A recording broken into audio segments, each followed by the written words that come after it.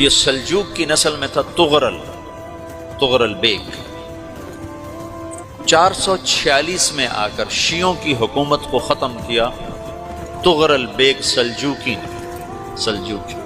سلجوق مسلمان ہوئے تھے محمود غزنوی کے دور میں۔ سلجوق ان کے بڑے کا نام تھا۔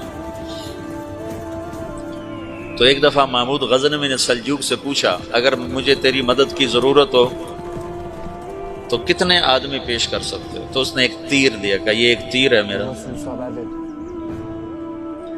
کسی کو یہ تیر بھیج کر میرے علاقے میں بھیج دو تو چند گھنٹوں میں 1,00,000 تلواریں تیرا پہرا دینے کے لیے تیار ہوں، میرے پاس اتنی طاقت ہے۔ تو یہ سلجوق کی نسل میں تھا تغرل بیگ۔ اللہ تعالیٰ نے جب عرب زوال کا شکار ہو گئے اور ضعف کا شکار ہو گئے، جیسے بڑھاپے کا کوئی علاج نہیں، جب قوموں پہ زوال آتا ہے تو اس کا بھی کوئی علاج نہیں، پھر اور قوم کو جگہ ملتی ہے۔ جیسے بڑھاپا ایک فرد پہ آتا ہے، ایسے بڑھاپا قوم پہ آتا ہے۔ قوم کا بڑھاپا جوانی میں نہیں لوٹ سکتا، جیسے فرد کا بڑھاپا جوانی کی طرف نہیں لوٹ سکتا، قوم کا بڑھاپا جوانی کی طرف نہیں لوٹ سکتا، کوئی علاج نہیں، نئی نسل کا آنا ہی علاج ہے۔ تو عرب دھل چکے تھے، 600 سال بہت ہوتے ہیں حکومت کو، اپنی صفات گم کر چکے تھے، اب نئے خون کی ضرورت تھی۔ تغرل بیگ پہلا شخص تھا جس نے آ کر اہل سنت والجماعت کو استحکام بخشا، شیعوں کی حکومت کو ختم کیا، بغداد سے، شام سے، ان سارے علاقوں سے۔ صلاح الدین ایوبی نے اسماعیلی شیعہ کی حکومت کو ختم کیا، مصر۔ العاضد ان کا آخری خلیفہ تھا صلاح الدین ایوبی، نور الدین زنگی رحمۃ اللہ علیہ کا پروردہ تھا، اس کا دوست تھا، اس کے دوست بھی تھا، بچہ بھی تھا اس کے سامنے، زیادہ لکھنے پڑھنے کا شوق تھا۔ پھر اللہ تعالیٰ نے اس سے کام لیا اور اس کو مصر کا گورنر بنا کے بھیجا، مصر کی مدد کے لیے بھیجا۔ تو وہاں اس نے صلاح الدین ایوبی نے وہاں ختم کیا، تغرل بیگ نے یہاں ختم کیا۔ تو پھر سلجوق جو تھے نا یہ اقتدار میں آئے، ادھر ختم ہو گئی سلطنت بنو عباس کی، مصر ایک چھوٹی سی ترکوں کی سلطنت۔ تو اللہ تعالیٰ پھر مرکزیت کے لیے ایک نظام چلا ہے، دو لشکر آپس میں لڑ رہے ہیں ایک میدان، ایک جنگلی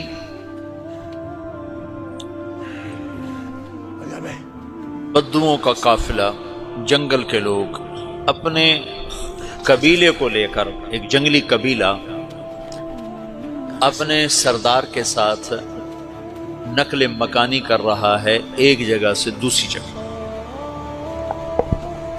اللہ کا نظام کہ یہ لوگ چلتے چلتے چلتے اس وادی میں پہنچ گئے جہاں جنگ ہو رہی ہے، دو لشکر آپس میں لڑ رہے ہیں۔ جب یہ وہاں پہنچتے ہیں تو ایک لشکر کے قدم اکھڑ رہے ہیں اور دوسرا غالب آ رہا ہے۔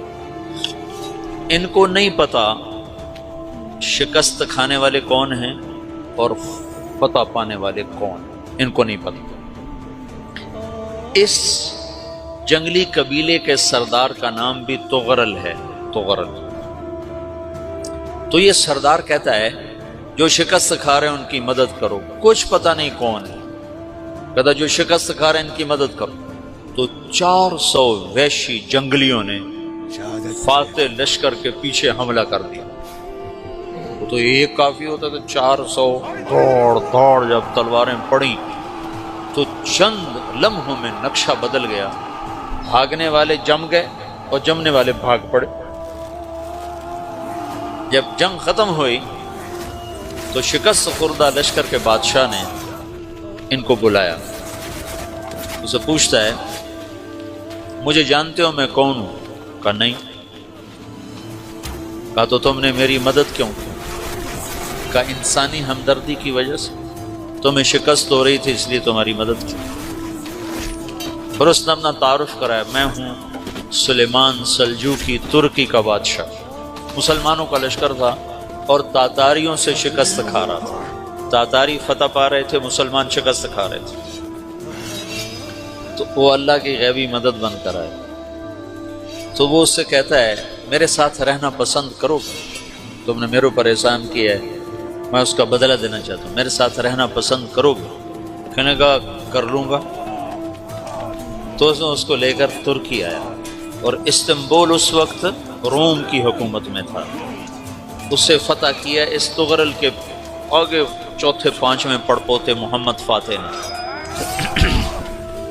تو یہ استنبول ہے، یہ ترکی ہے، بیچ میں ایک چھوٹا سمندر ہے، یہاں ایک جاگیر ہے. تو سلطان سلیمان کہتا ہے یہ جاگیر تجھے وقف ہے، ادھر سے رومی مجھے تنگ کرتے ہیں حملے کر کر کے، تو میرا دفاع کرتے رہنا، یہ جاگیر تیری. تو اس جاگیر پہ اس نے اپنے قافلے کو آباد کر دیا، اپنے قبیلے کو، اور ایک چھوٹی سی حکومت بنا لی، جو ایک صوبہ سمجھو سلمان سلجوقی کا وہ ایک چھوٹا سا صوبہ ہے.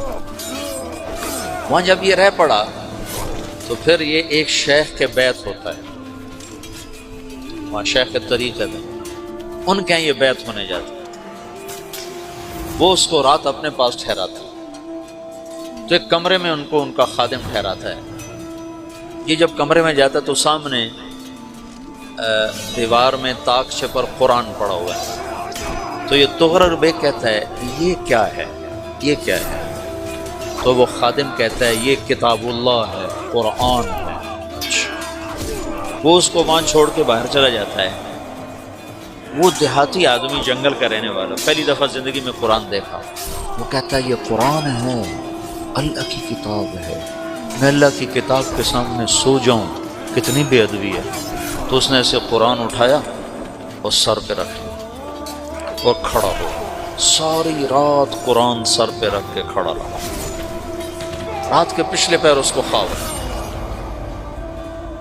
کھڑے کھڑے اس نے دیکھا کہ اس کی پشت سے ایک چاند نکلا اور شیخ کی بیٹی کے سینے میں جا کے اتر گیا. پھر اس لڑکی کے سینے سے ایک درخت نکلا جو پھیلتے پھیلتے پھیلتے 3 بر اعظم پہ چھا گیا، افریقہ پر، یورپ پر، ایشیا پر. پھر اس کی آنکھ کھل گئی، وہ کھڑا ہوا ہے. تو اس نے صبح یہ خواب اپنے شیخ کو سنایا. تو انہوں نے اپنی بیٹی اس کے نکاح میں دی تھی. اس بیٹی سے ایک بچہ پیدا ہوا. تغرل بیگ نے اس کا نام رکھا عثمان. عثمانی ترک نام سنو، جو میں نے کل بتایا تھا کہ 1924 میں وہ خلافت ختم ہوئی. تو ایک بیٹا پیدا ہوا عثمان. عثمان نے پھر ایک نئی اسلامی حکومت کی بنیاد رکھی جو 1924 تک چلتی رہی. کوئی 800 سال یہ حکومت چلی. تو حکومت کا شیرازہ بکھرا لیکن پھر جڑ جاتا تھا، اور وہ کرنے اول والا جوڑ کبھی نہ پیدا ہوا، ٹکڑے بن گئے. ان ٹکڑوں میں اللہ لوگ پیدا کرتا رہا جو دعوت دیتے رہے، دعوت زندہ رہی. جو تربیت کا نظام تصوف کے ساتھ تھا اب وہ تبلیغ کے ساتھ.